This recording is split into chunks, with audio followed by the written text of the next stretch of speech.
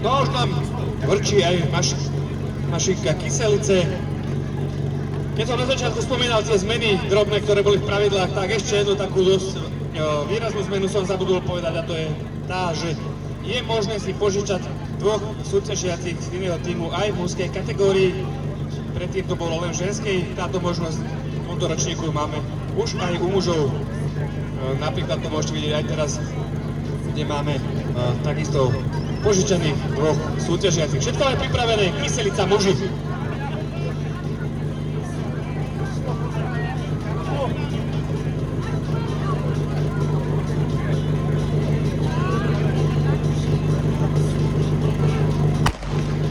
No a kyselica už je na drahe. Pozrieme sa na to, ako vybehnú. Všetko vyzerá byť bezproblémové.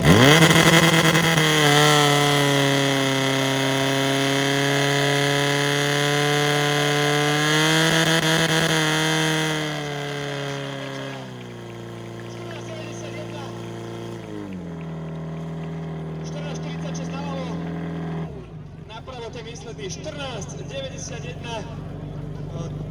Povestné spomínanie ich slov, tréningové tempo, ale vidíte, že dá sa to krásne s prehľadom